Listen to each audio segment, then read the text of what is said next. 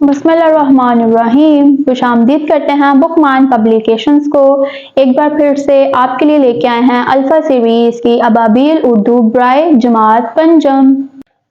السلام علیکم میرے بچوں، کیسے ہیں آپ سب؟ امید کرتی ہوں کہ آپ سب فٹ اینڈ فائن ہوں گے۔ تو جیسا کہ آپ کو پتا ہے کہ آج ہم سبق نمبر 15 پڑھنے والے ہیں، جس کا نام ہے حاتم طائی کی جواں مردی۔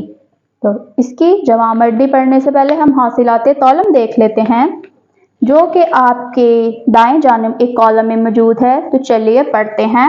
اس سبق کی تدریس کے بعد آپ اس قابل ہو جائیں گے کہ مرکب جملے سن کر، سمجھ کر دہرا سکیں، کسی بھی وقفے یا کہانی کو اپنے الفاظ میں درست لب و لہجے کے ساتھ بیان کر سکیں، عبارت پڑھ کر اس کے بارے میں موجود معلومات اور تصورات اخذ کر کے بیان کر سکیں، اعراب کے بدلنے سے معنی کی تبدیلی کو سمجھ سکیں، حروف شرط و جزا کا درست استعمال کر سکیں۔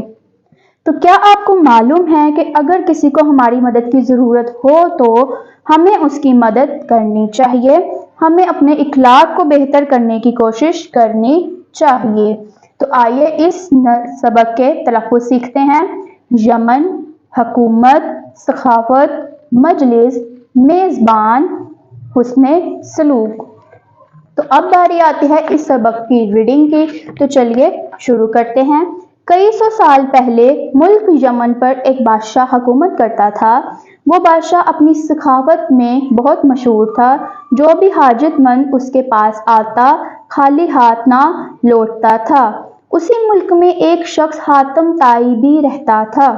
حاتم طائی بھی سخاوت میں اپنی مثال آپ تھا۔ بادشاہ جب کسی سے حاتم طائی کی سخاوت اور فیاضی کا ذکر سنتا تو اس سے غصہ آتا۔ دراصل بادشاہ حاتم طائی کو اپنے مقابلے میں نیچ سمجھتا تھا۔ بادشاہ نے ایک روز بہت بڑے جشن کا اہتمام کیا۔ اس روز غریبوں اور حاجت مندوں میں بہت سارا مال تقسیم کیا گیا۔ اتفاق سے بادشاہ کی مجلس میں حاتم طائی کا ذکر چھڑ گیا۔ اس مجلس میں موجود ایک شخص نے حاتم طائی کی بہت زیادہ تعریف کی۔ کچھ اور لوگوں نے بھی اس کی تائید کی۔ بادشاہ کو یہ بات بہت ناگوار گزری۔ بادشاہ نے اگلے ہی روز اپنے ایک بااعتماد نوکر کو حکم دیا کہ جاؤ اور جیسے بھی ہو سکے حاتم طائی کا سر کاٹ کر لاؤ۔ بادشاہ کا خیال تھا کہ جب تک حاتم طائی زندہ رہے میری سخاوت کا ڈنکا نہیں بج سکتا۔ شاہ یمن کا وفادار نوکر ایک طویل سفر کے بعد جب حاتم طائی کے علاقے میں پہنچا تو شام ہو چکی تھی۔ اسے جنگل میں ایک نوجوان ملا۔ نوجوان نے اس اجنبی مسافر سے بڑی محبت اور گرم جوشی سے ہاتھ ملایا۔ نوجوان نے اس اجنبی مسافر سے کہا، اب رات ہو چکی ہے، اس وقت جنگل میں سفر کرنا مناسب نہیں۔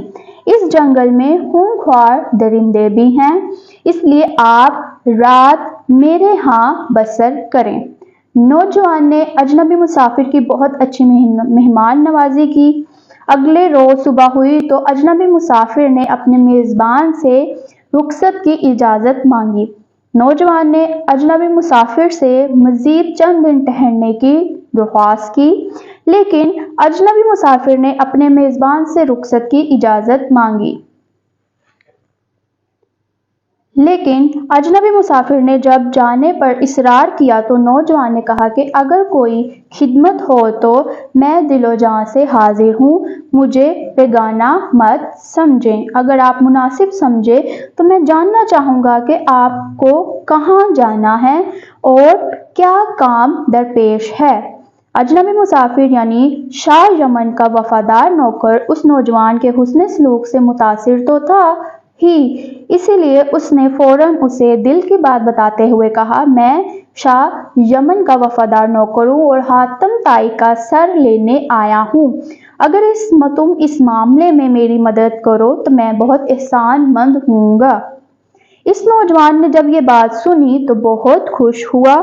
فوراً کہنے لگا، اجنبی دوست، تمہیں معلوم نہیں میں ہی حاتم طائی ہوں، اپنی تلوار نکالو اور میرا سر کاٹ لو۔ یہ کہہ کر حاتم طائی نے اپنی گردن جھکا دی۔ शाह जमन का नौकर ये बात सुनकर दम बखूद रह गया। पहले उसकी मेहमान नवाजी देखकर खुश हुआ था, अब उसकी जवामर्दी देखकर दिलो जान से उसका गुलाम बन गया। उसने हातिम ताई का हाथ चूमा और सलाम करके वापस रवाना हो गया। नौकर जब बादशाह के दरबार में पहुंचा तो बादशाह ने उसे देखते ही अंदाजा लगा लिया कि वो खाली हाथ वापस लौटा है। बादशाह ने इससे पूछा कि क्या दुश्मन ज्यादा ताकतवर था जिसकी वजह से तुम अपने मकसद में कामयाब नहीं हो सके।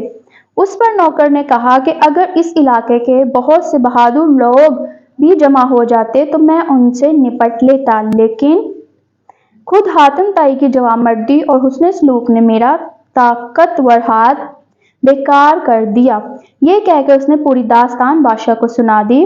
बादशाह यमन भी जवामर्दी और बुलंद हौसला आदमी था। ये वाकया सुनकर वो हातिम ताई की जवामर्दी और सखावत का दिलो जान से कायल हो गया।